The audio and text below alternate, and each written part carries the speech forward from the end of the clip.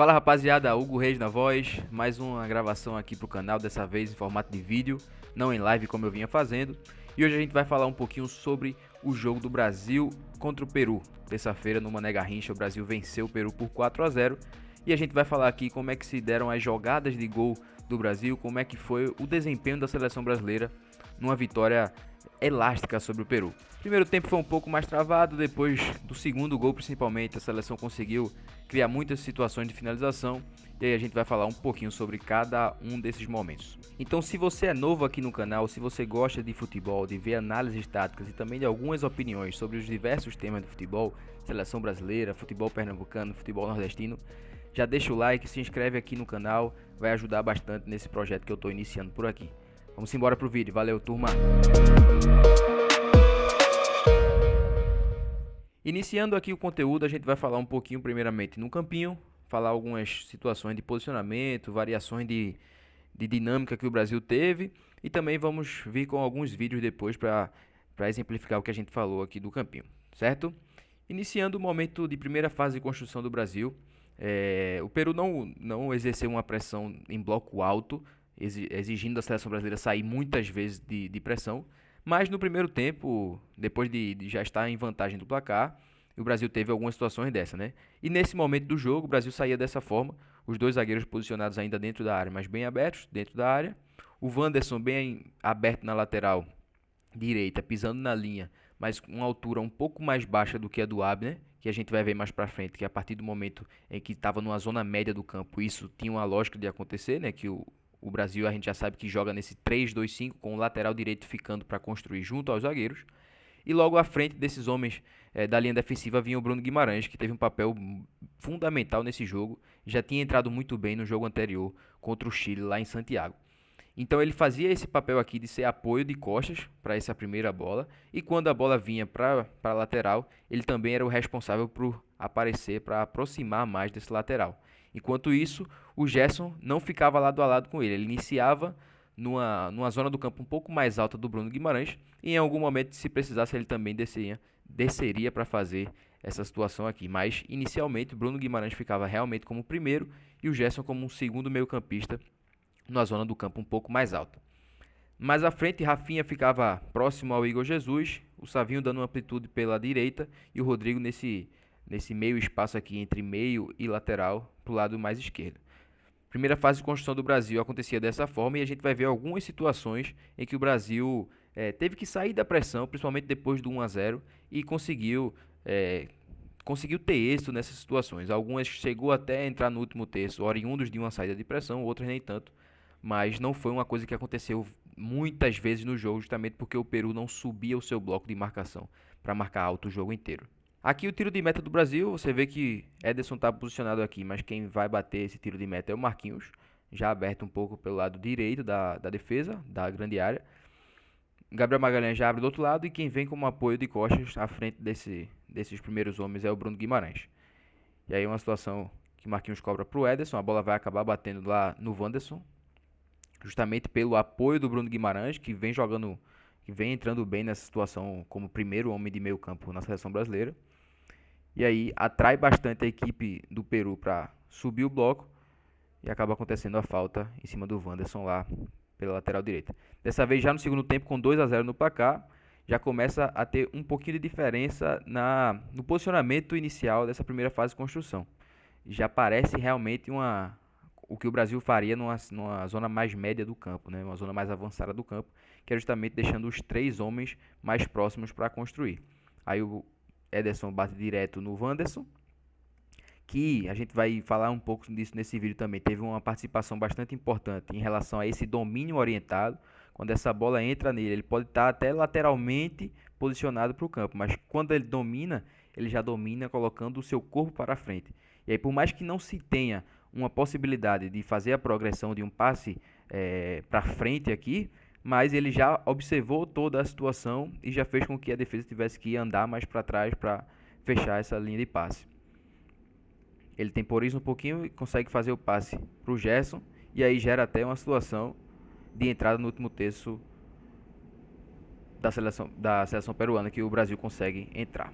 Falado então da primeira fase de construção, o Brasil não teve muitas situações em que precisou sair de pressão, mas quando foi exigido conseguiu ter êxito nas suas ações, seja com o Bruno Guimarães aparecendo como opção de apoio de costas para a marcação, mas jogando bem de primeira, conseguindo ter pressão às costas e não perder a bola nesse momento, seja com o Wanderson dominando bem, dominando de forma orientada para frente, para conseguir dar sequência na jogada.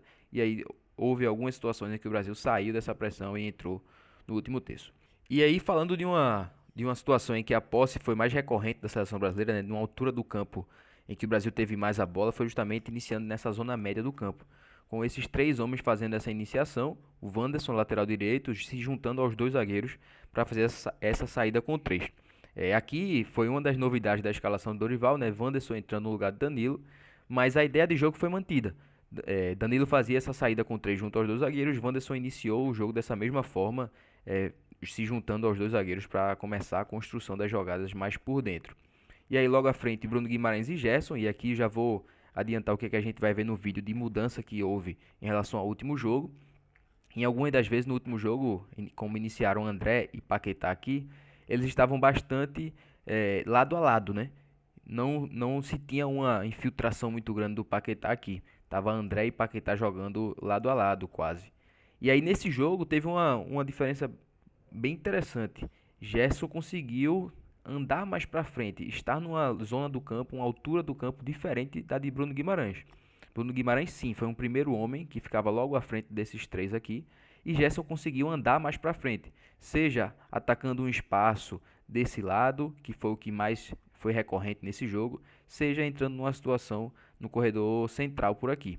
Mas, além disso, desses cinco homens que eu já falei aqui, o posicionamento desses cinco homens que faziam o peso à última linha adversária foi bem parecido com a do último jogo, só que Rafinha conseguiu entrar mais nesse corredor central, meio que por trás do centroavante, e Rodrigo também. Então eles ficaram mais próximos nesse jogo de terça-feira contra o Peru, e saíram algumas jogadas, inclusive da combinação de passes curtos entre os dois. Além disso, quando o Rafinha entrava aqui nessa situação mais por dentro, atrás do Igor Jesus, ele liberava esse espaço, tanto para um contra um do Savinho ou do Luiz Henrique, que entrou no segundo tempo, quanto para o Gerson ocupar um pouco desse espaço também. E aí o Brasil ganhava mais um jogador nessa zona do campo, entre as linhas de marcação do Peru e até atacando o espaço da última linha defensiva do Peru. A gente vai ver no vídeo justamente algumas dessas situações, principalmente o posicionamento do Gerson diferente em relação ao último jogo que o Paquetá jogou meio que lado a lado com o André. Vamos lá, trazendo aqui uns vídeos para exemplificar isso que a gente falou do campinho. Aqui iniciavam os três homens da saída com três do Brasil, Magalhães pela esquerda, Marquinhos centralizado e Wanderson aqui mais pela direita. Logo à frente deles o Bruno Guimarães. E aqui eu já chamo a atenção para o posicionamento do Gerson. Gerson foi um cara que entrou no lugar do Paquetá, que jogou o último jogo contra o Chile. E o Paquetá nessa situação já estaria posicionado um pouco mais atrás do que o Gerson vem fazendo aqui nessa situação. Inicialmente a ideia do Dorival é ter um 3 com dois homens de meio campo e os 5 homens pesando a linha. Só que Gerson nesse jogo teve mais liberdade, não sabemos se exatamente por ideia de jogo, instrução da comissão técnica, ou se por característica mesmo, de ele perceber nesse momento o Rodrigo que estava mais próximo do Bruno Guimarães e aí ele entrar nessa situação de entre linhas. Mas isso foi bem interessante para o Brasil. Nessa situação aqui, o Brasil mantinha a posse com seus três homens que iniciam essa construção e o Gerson permanece mais à frente do que o Bruno Guimarães, numa situação de entre linhas. Até o Rafinha que veio daqui consegue sair do bloco e a gente continua preenchendo bem por dentro do bloco adversário porque o Gerson está fazendo essa função aqui nesse momento. A bola vai bater lá no Savinho, na ponta direita, vai acabar voltando. Gabriel Magalhães pega a bola com espaço para conduzir, acaba errando o passe, nesse momento não deu em nada. Mas a gente vai ver que no próximo lance, ainda saída com 3 do Brasil, novamente Bruno Guimarães à frente dessa saída e o Gerson já numa situação mais avançada. E aqui, no entre linhas da defesa, a gente consegue ganhar mais um jogador com a presença do Gerson e ele vai receber essa bola, fazendo com que a defesa adversária tenha que andar para trás. O Peru jogou com a linha de 5 para se defender. A bola acaba entrando no Savinho e faz o cruzamento. Segunda bola, Bruno Guimarães está bem posicionado para ficar com a bola, manter a posse para o Brasil. E aqui, ó, Gerson novamente pisando na área. Esse lance, a bola acaba sendo tirada pela defesa, sobrou para o Rafinha, que finalizou no travessão. Então, é uma situação que, com a liberdade do Gerson, a gente consegue ganhar mais um jogador no entre linhas para preocupar a defesa adversária. E aí, é bem melhor de se atacar uma linha de 5 quando a gente tem mais jogadores nessa situação. Mais uma situação que o Brasil tem a posse nessa zona média do campo, com seus 3 homens que fazem essa saída com 3. E aqui o Gerson até inicia lado a lado com o Bruno Guimarães, naquele desenho que a gente explicou, de 3, 2 à frente e 5 homens preocupados mais em preencher esse entre linhas e atacar a última linha adversária. Mas aí, com a condução do Marquinhos, olha o comportamento do Gerson. Ele já virou o pescoço para ver o movimento da última linha adversária e dos jogadores brasileiros. E aí ele percebe que o Rafinha saiu da posição original e foi entrando, levando esse zagueiro na marcação. E a partir desse momento, ele percebeu já que havia esse espaço aqui, tanto entre linhas quanto entre esses 4 defensores da equipe peruana, né? O volante desse lado, o extremo que estava desse lado aqui, o lateral esquerdo e o zagueiro que jogava pela esquerda. Então, com o movimento do Rafinha indo para dentro, gerou-se esse espaço e o Gerson começou a atacar justamente esse espaço. Além disso, uma coisa que teve de mudança nesse jogo foi a presença do Wanderson também, que nessas situações, por mais que a ideia de jogo seja de fazer a iniciação com 3, o lateral direito se juntando aos zagueiros para começar essa construção, ele conseguiu em alguns momentos, principalmente no segundo tempo, fazer ultrapassagens, seja por fora, seja por dentro, mas ele conseguiu dar opção ao extremo com a ultrapassagem do lateral direito. Aqui foi uma situação que o Savinho acabou indo para 1 contra 1, a gente consegue entrar no último terço, mas não gera uma situação de finalização. E aí, dando sequência aqui, essa situação do jogo em que o Brasil tinha a posse, iniciando de uma zona média do campo, com o Peru em bloco baixo, esperando o Brasil atacar, a gente segue para destacar outra situação que foi bem importante para o jogo da seleção brasileira, que foi justamente o Wanderson. Na minha opinião, ele conseguiu fazer bem essa função de construção por trás, que o Danilo também consegue fazer, mas ele foi importante primeiro, porque conseguiu dar as ultrapassagens, as opções para o extremo do seu lado, que com ultrapassagem, seja por dentro, seja na amplitude, e um detalhezinho importante demais, que é justamente o domínio orientado. A gente vai ver nos lances seguintes essas ações do Wanderson que permitiram ao Brasil ter essa posse e entrar no último terço depois de conseguir manter essa posse de bola. A jogada se inicia com o Abner lá pela esquerda, e aí no momento em que tem o Bruno Guimarães com liberdade aqui para achar passe, para conduzir, o Wanderson começa a se apresentar, a andar para frente, não ficar preso somente lá atrás. Ele recebe a bola, já domina para frente, faz o passe para o Savinho e já começa a atacar esse espaço, mesmo que por dentro. Vai gerar um espaço para o Savinho fazer 1 para 1. E aí, esse passe vindo de fora para dentro faz com que a defesa tenha que sair um pouco mais, andar um pouco para frente, já que ela está lá na área. E aí é justamente aí que vai se surgir os espaços. Já percebeu que esses dois jogadores estão bem espaçados? O Gerson conseguiu ver esse espaço e atacou. E o Wanderson também, por ter feito a ultrapassagem no início do lance, ele já tem a possibilidade de receber a bola dentro da área, que é justamente o que acontece. A bola entra no Wanderson, que faz bem o passe para o Igor Jesus finalizar e quase fazer mais um gol para a seleção. E nessa situação eu chamo a atenção para o domínio orientado do Wanderson. Quando ele vai receber a bola, antes da bola chegar, ele está com o corpo voltado para dentro, mas ele consegue, a partir do momento que ele vai recepcionar a bola, dominar a bola, ele domina orientado já jogando o corpo para frente. Então ele não domina virando para o lado para depois ter que virar o corpo para frente, porque ele perderia mais tempo. Ele já domina de forma orientada para que a sua próxima ação seja jogar para frente. E aí isso faz bastante diferença para conseguir dar sequência no jogo sem perder muito tempo. Fica mais difícil do atleta adversário chegar nessa marcação porque ele já conseguiu ganhar alguns preciosos segundos e teve espaço para conduzir a bola e fazer a jogada andar. Ele escolheu aqui o passe para dentro no Gerson. A bola vai acabar mudando o corredor. O Brasil fez isso muito bem. Essa mudança de corredor foi bem importante no jogo de ontem da seleção brasileira. E aí, mais uma situação que o Brasil entra no último terço com um bom preenchimento de área. Rafinha está atacando esse espaço entre os dois zagueiros e Gerson vem chegando por trás, além do Luiz Henrique, que nesse momento já tinha entrado na seleção. Mais uma jogada que se inicia com a saída com 3. Gabriel Magalhães, Marquinhos e Wanderson. Nesse momento ele está com o corpo mais voltado para trás, domina já virando seu corpo novamente para ter a opção de passe para frente e coloca a bola para o Bruno Guimarães, que faz esse passe para o Gerson. E aí vou voltar a falar de uma outra situação que já aconteceu, a gente já falou. Rafinha, que iniciou o posicionamento mais voltado para a direita, mais próximo aqui do Savinho, começa a andar para dentro e ficar nas costas do volante, né? Nas costas também do centroavante da equipe brasileira.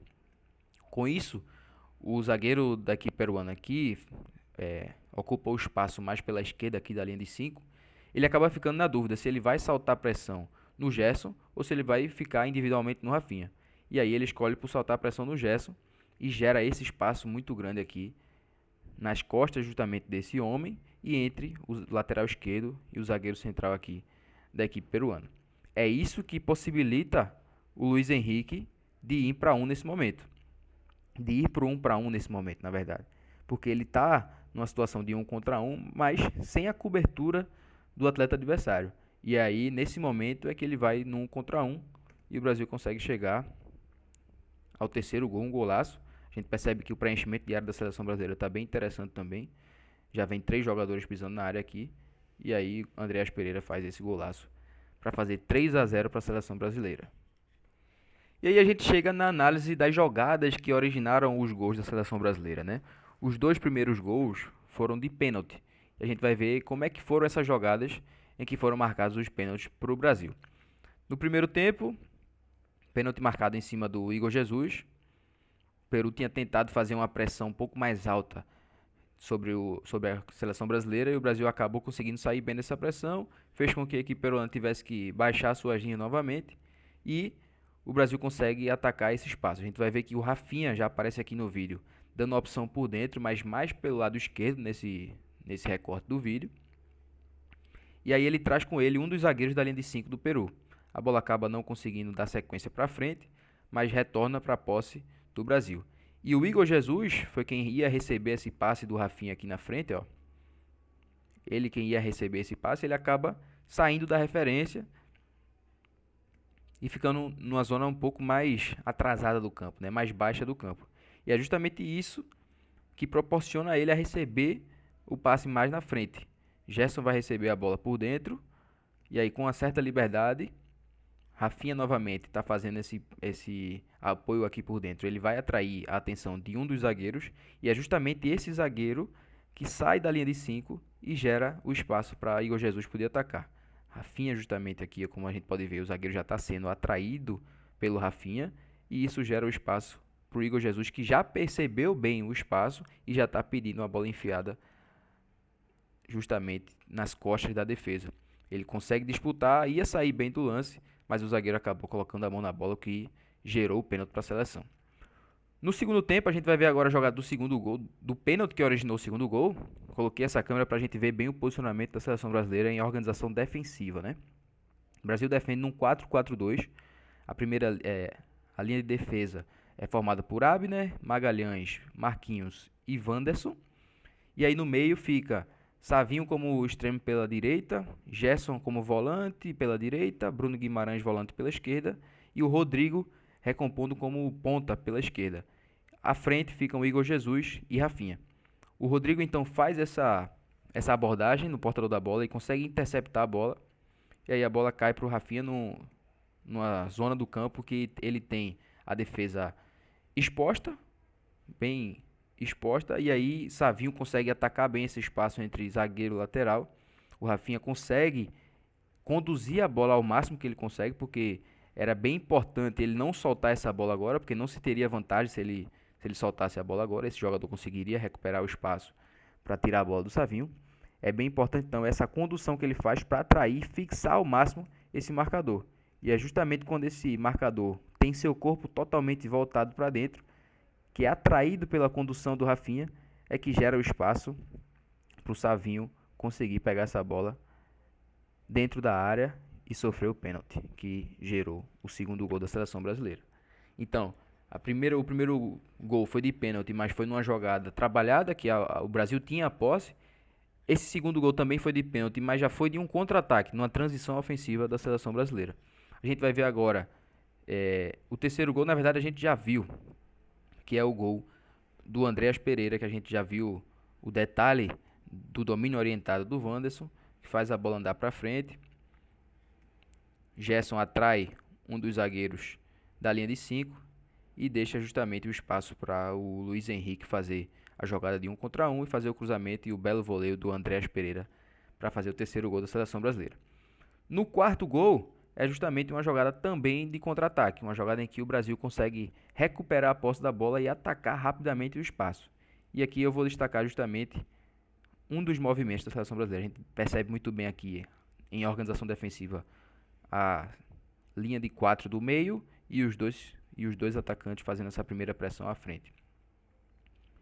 Bruno Guimarães salta para conseguir recuperar essa posse.